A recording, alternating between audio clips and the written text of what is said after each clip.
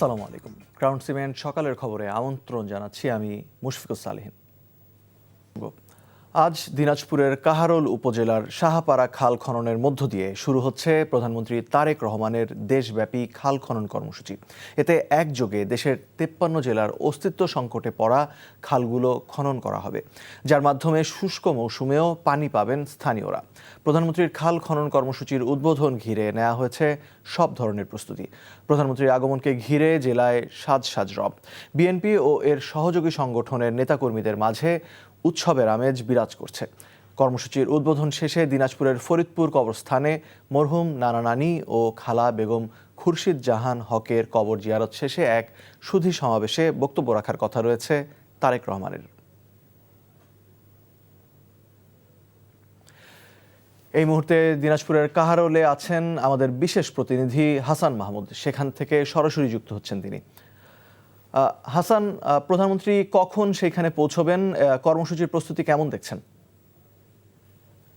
আচ্ছা, প্রধানমন্ত্রী তারেক রহমান আসলে মূলত বিমানযোগে আসবেন। সেখানে সৈয়দপুর বিমানবন্দর, যেটা নীলফামারীতে অবস্থিত, সেই সৈয়দপুর বিমানবন্দরে তিনি অবতরণ করবেন এবং সেটা এখন পর্যন্ত তার যতটুকু আমরা জানতে পেরেছি তাকে বহনকারী বিমানটি এখনও অবতরণ করেনি। তবে তার যে সময় রয়েছে সেই সময় দেয়া রয়েছে 10:30টার মধ্যে তিনি সেখানে অবতরণ করবেন এবং তারপর তিনি বাস যোগে, যে লাল বাসটিতে করে তিনি ইতিমধ্যে বিভিন্ন জায়গায় বিশেষ করে নির্বাচনী প্রচারণা অংশগ্রহণ করেছেন, সেই বাসটিতে করে তিনি এইখানে আসার কথা রয়েছে। এটি হচ্ছে দিনাজপুরের কাহারোল উপজেলার সাহাপাড়া একটা গ্রাম। সেই গ্রামে ইতিমধ্যে এখানে কিন্তু সব ব্যবস্থা করা হয়েছে এবং খাল খনন কর্মসূচি, এই খাল খনন কর্মসূচি আসলে এই গ্রামীণ জনপদের প্রাণ প্রকৃতিকে আবারও ফিরিয়ে আনার যে বিএনপির যে কর্মসূচি এবং নির্বাচনী প্রতিশ্রুতিতে তারেক রহমান কিন্তু প্রায় মাসখানেক আগেই কিন্তু নির্বাচনী জনসভাগুলো করেছিলেন, তখন কিন্তু এই খাল খনন কর্মসূচির কথা কিন্তু তিনি উল্লেখ করেছেন। ইতিমধ্যে কিন্তু তিনি তার প্রতিশ্রুত অনেকগুলো কর্মসূচি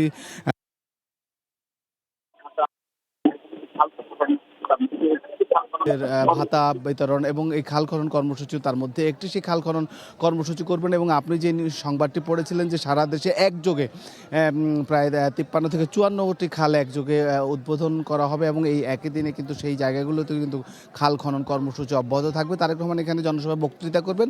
এরপরে তিনি তার এটা নানার বাড়ি, তাদের কবর জিয়ারত করবেন এবং এরপরে সন্ধ্যায় কিন্তু এখানে সুধী সমাবেশ ও ইফতারে অংশগ্রহণ করবেন। জানছিলাম দিনাজপুরের খাল খনন কর্মসূচি সম্পর্কে। ঈদযাত্রার খবর জানাতে রাজধানীর কমলাপুর রেল স্টেশনে আছেন সহকর্মী HM মেহেদি হাসান। এবারে সরাসরি যুক্ত হচ্ছি তার সাথে।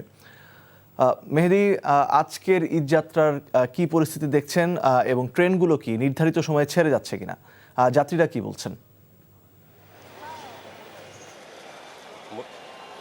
মুশফিক যেটি বলছিলেন যে ট্রেন ঠিকমতো ছেড়ে যাচ্ছে কিনা, আমাদের কাছে এখন পর্যন্ত তথ্য রয়েছে, এখন পর্যন্ত সকাল থেকে 12টি ট্রেন কিন্তু ঢাকা ছেড়েছে এবং কোনোই শিডিউল বিপর্যয় হয়নি এবং যার কারণে যাত্রীরা বেশ স্বস্তি নিয়েই কিন্তু আজ তাদের যেই গ্রামের বাড়ি সেখানে ফিরে গিয়েছে। আপনি জানেন যে ঈদের এখনও বেশ কয়েকদিন বাকি আছে, তাই আগেভাগেই ভোগান্তি এড়ানোর জন্যই কিন্তু যাত্রীরা এখন বাড়ির দিকে যাচ্ছে। এখানে দেখতে পাচ্ছেন যে তারা চেকিংয়ের মধ্য দিয়ে কিন্তু কয়েক দফা চেকিংয়ের মধ্য দিয়ে স্টেশনের ভিতরে ঢুকছেন এবং কোনো ধরনের কালোবাজারি যাতে না হয় সেই জায়গাটা কিন্তু এখান থেকে বেশ খুব খেয়াল করা হচ্ছে এবং কোনো ধরনের এই যেন বাড়তি টিকিটের যে বাড়তি ভাড়ার যে বিষয়টা সেটিও যাতে না হয় সেটিও সতর্ক রয়েছে। কারণ আপনি জানেন যে মুশফিক, বেশ কয়েক বছর ধরে কিন্তু অনলাইনে টিকিট কেনার যে সুযোগ সেটি থাকায় যে কালোবাজারি যে জায়গাটা সেটি অনেক কমে এসেছে এবং যাত্রীরা সে বেশ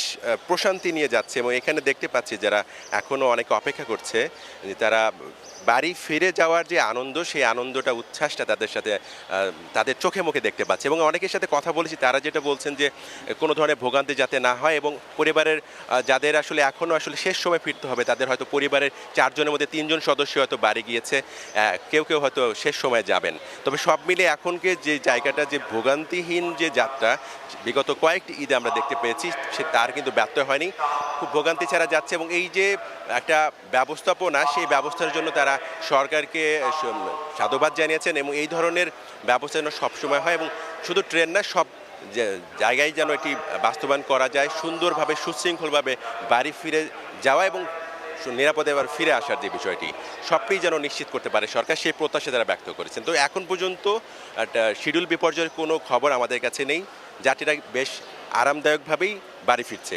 মুশফিক। কমলাপুর রেল স্টেশন থেকে জানছিলাম ঈদযাত্রার খবর। ঢাকা বিশ্ববিদ্যালয় সংলগ্ন কেন্দ্রীয় শহীদ মিনার এলাকায় দুর্বৃত্তদের এলোপাতাড়ি গুলি ও ছুরিকাঘাতে নিহত হয়েছেন রাকিবুল ইসলাম নামে রাজধানীর বোরহানউদ্দিন কলেজের একজন শিক্ষার্থী। রোববার রাত 9টার দিকে এ ঘটনা ঘটে। এ ঘটনায় শাহবাগ থানা পুলিশ একজনকে গ্রেফতার করেছে। সিসিটিভি ফুটেজ দেখে হত্যাকারীদের শনাক্ত করতে কাজ করছে পুলিশ। HM মেহেদি হাসানের রিপোর্ট। রাজধানীর বোরহানউদ্দিন কলেজের অনার্স পড়ুয়া রাকিব সবসময় এমনই হাসি খুশি থাকতেন।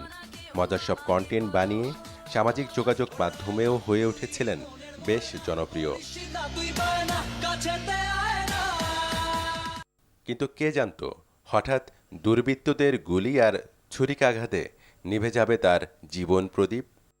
কেন্দ্রীয় শহীদ মিনার, যেখানে প্রায় আড্ডা দিতেন বন্ধুদের সাথে, সেই চিরচেনা জায়গাই হলো তার রক্তে রঞ্জিত। মুমূর্ষু রাকিবকে ঢাকা মেডিকেলে নিয়ে বাঁচানোর সর্বাত্মক চেষ্টা করলেও ব্যর্থ হয় বন্ধুরা। কিছু বুঝে ওঠার আগেই এমন লোমহর্ষক ঘটনায় হতবিহ্বল তারা। এখানে যে ছেলেটা ধরা হয়েছে শুনলাম শাহবাগ থানায় আছে, মেয়ে নিয়ে নাকি ব্যাপার। আমাদের জানা শর্ত ওর একটাই ওয়াইফ ছিল, আমরা কখনো শুনিনি ওর দুটো ওয়াইফ। শোকের শেষ নেই সন্তানহারা মা আর স্বামীহারা স্ত্রীর। ঢাকা মেডিকেলের জরুরি বিভাগে স্বজনদের কান্নায় ভারী হয়ে ওঠে চারপাশ।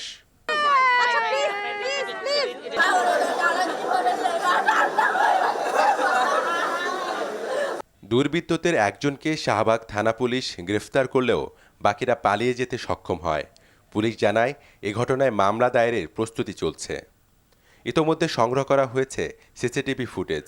তদন্তের স্বার্থে গ্রেপ্তারকৃত ব্যক্তির নাম না জানালেও শিগগিরই পলাতকরা ধরা পড়বে বলে জানায় পুলিশ। কারা মারলো, কেন মারলো, কীভাবে মারলো, কী হলো, কী ঘটনা, পুরো ডিটেলসটা আমরা চেষ্টা করছি। আমরা তদন্ত করছি থরলি।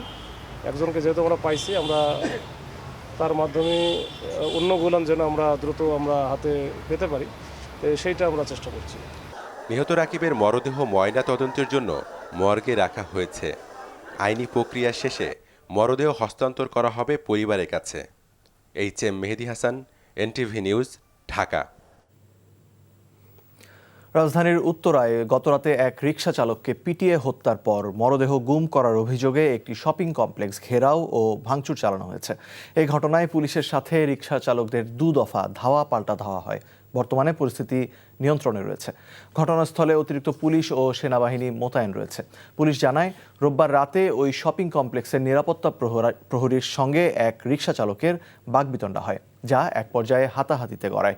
পরে রিকশা চালক মারা গেছেন এবং তার মরদেহ ভবনের ভেতরে লুকিয়ে রাখা হয়েছে এমন গুজব দ্রুত ছড়িয়ে পড়লে উত্তেজিত রিকশা চালক ও স্থানীয় জনতা সড়ক অবরোধের পাশাপাশি ভবনে ভাঙচুর চালায়। আইনশৃঙ্খলা বাহিনী পরিস্থিতি নিয়ন্ত্রণে বিক্ষুব্ধদের সরিয়ে দেওয়ার চেষ্টা করলে স্থানীয়দের সঙ্গে দফায় দফায় সংঘর্ষ হয়। পরিস্থিতি নিয়ন্ত্রণে পুলিশ সাউন্ড গ্রেনেড নিক্ষেপ ও লাঠিচার্জ করে। রাত 3:30টার দিকে পরিস্থিতি নিয়ন্ত্রণে আসে। ডিএমপির যুগ্ম কমিশনার ওয়াহিদুল ইসলাম বলেন, একজন নিখোঁজ থাকার কথা বলা হলেও তার নাম ঠিকানা এখনও পাওয়া যায়নি। কেউ নিহত হয়েছে কিনা সেটিও নিশ্চিত নয়।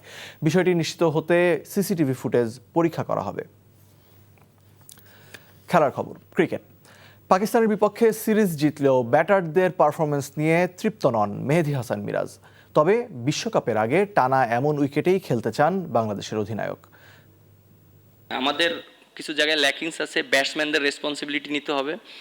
আমার কাছে মনে হয় যে আমরা যদি ট্রু উইকেটে ভালো উইকেটে খেলি, ব্যাটসম্যানরা অনেক কনফিডেন্ট পাবে। দেখেন, আমরা যে পাকিস্তান সিরিজ খেলেছি, আমরা কিন্তু ট্রু উইকেটে খেলেছি এবং ব্যাটসম্যানরা এখানে রান পেয়েছে। সো আমরা ওইভাবেই প্ল্যানিং করছি। সকালের খবর এটুকুই। এই খবরের ভিডিও সহ আপডেট জানতে ভিজিট করুন NTV অনলাইন www.ntvbd.com।